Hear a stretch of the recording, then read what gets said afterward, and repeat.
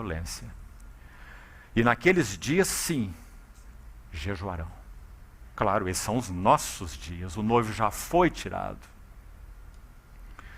E então, o Senhor pronuncia aí essa parábola, que já analisamos no início dessa reunião. Eu queria concluir com os irmãos com 2 textos. Então, concluímos já. O primeiro deles, 1 Coríntios, capítulo 7, por favor, vamos lá juntos. 1 Coríntios 7. Em outras oportunidades já fizemos comentários desse texto com os irmãos. Eu gostaria de aplicá-lo dessa vez ainda de uma outra maneira.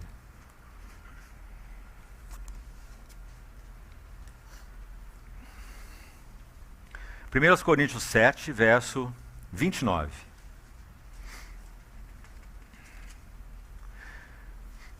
Isto, porém, vos digo, irmãos, o tempo se abrevia. Aqui está a chave.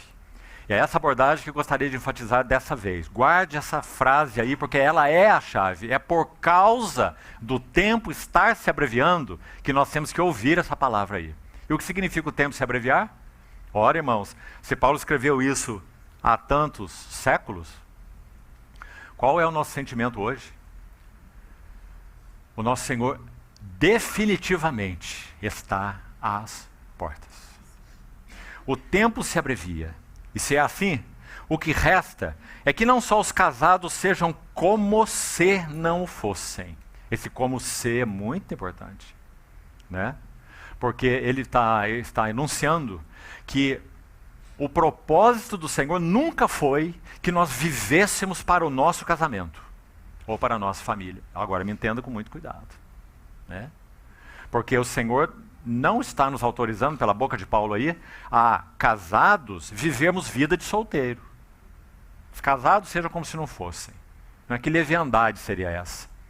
Mas o Espírito Santo, através de Paulo, está nos ensinando que o objetivo de Deus não está concretizado, resumido, realizado em nosso casamento e nem em nossa vida familiar.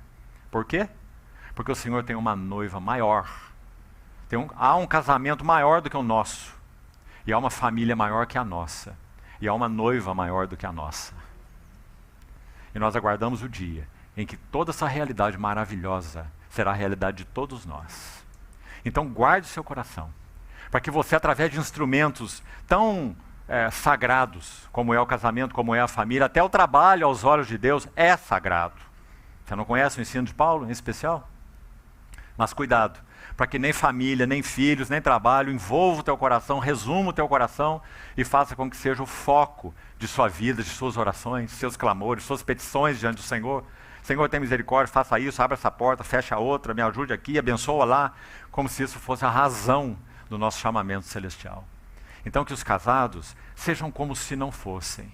Mas tem coisa mais linda aqui, meus irmãos. Veja. Verso 29. Verso 30. Mas também os que choram como se não chorassem. Quanta aplicação, e que linda essa frase também. Significa toda privação, toda provação, tudo que provoca lágrima. Privação, provação, tribulação, certo? E o que mais você quiser colocar. Aqueles que choram como se não chorassem.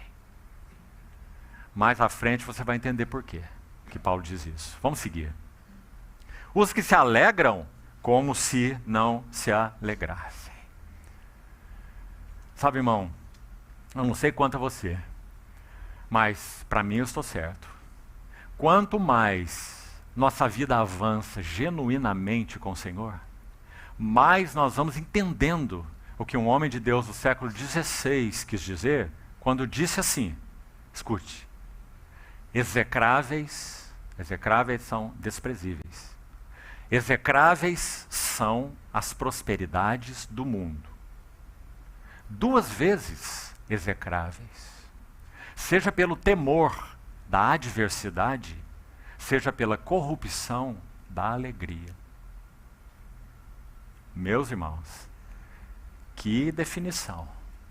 Por que as prosperidades do mundo são desprezíveis? E 2 vezes desprezíveis?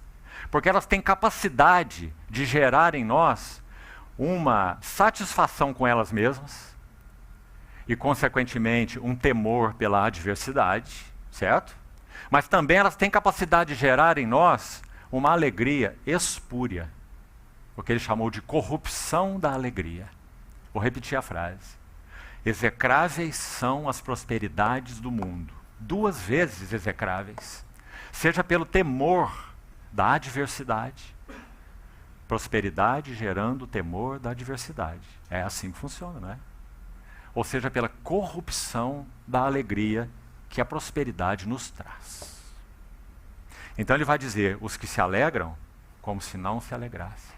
Por isso Paulo vai dizer, ele mesmo aos Filipenses, alegrai-vos sempre no Senhor. E os que compram como se nada possuíssem. Oh, como isso nos sonda como igreja de Deus, não é? Irmãos, há pessoas que quando estão tristes, vão para o shopping imediatamente. Não é? Porque comprar traz um senso de alegria, realização, satisfação. Só que dura tanto quanto uma bolha de sabão. Os que compram como se nada possuíssem. A ideia desse termo, compram como se nada possuíssem, já comentamos em uma outra vez. Segurar tudo aquilo que Deus, na sua bondade, Ele que é um pródigo abençoador, segurar tudo que Ele te tem dado com mão leve. Para que se for tirado da sua mão não vai junto, e nem o seu coração. Porque você está segurando com mão leve. Porque, meus irmãos, finalmente, tudo será tirado de nós. Ou não. Como diz um ditado popular, não é? Caixão não tem alça, ou não tem gaveta.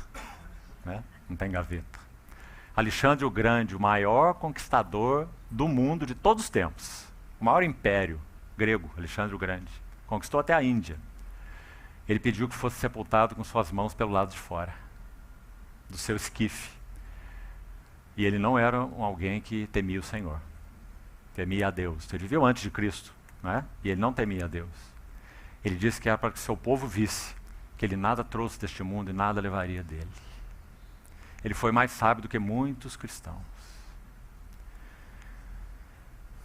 Os que compram como se nada possuíssem. E finalmente, veja, e os que se utilizam do mundo como se dele não usassem. Olhe bem, utilizam, veja como está a sua versão. Utilizam primeiro, na que eu estou lendo, revista atualizada, e depois usassem.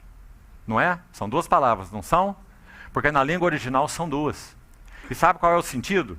O sentido da primeira, na verdade, é que é usar. E foi traduzido aqui como utilizar. Então seria os que usam do mundo, os que utilizam do mundo, como se dele não abusassem. É o sentido da segunda palavra. Então a segunda palavra não é um uso. A segunda palavra é um abuso. Então uma coisa é usar aquilo que o Senhor na sua graça tem nos dado. Outra coisa é abusar daquilo que Ele nos tem dado. E finalmente, porque a aparência deste mundo passa. Assim ele conclui. Agora, para terminar, o último texto. Filipenses, capítulo 1. E aqui concluímos, então.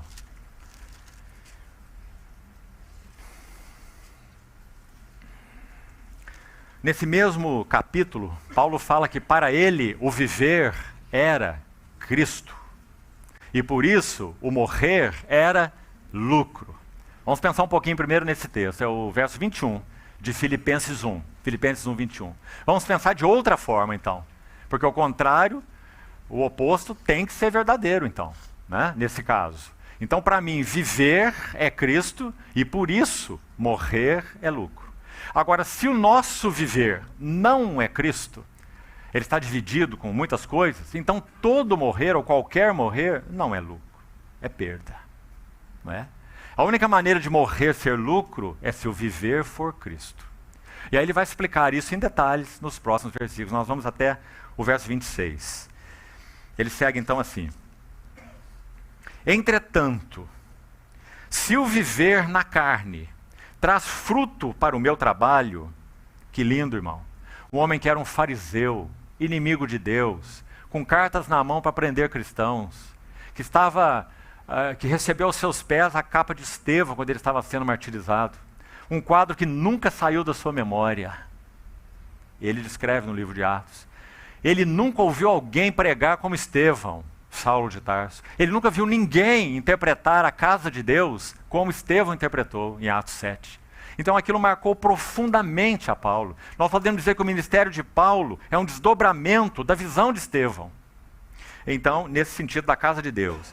Então no verso 22 ele diz: se o viver na carne traz fruto para o meu trabalho. Que trabalho é esse agora, não é? Eu já não sei o que hei de escolher, partir ou ficar.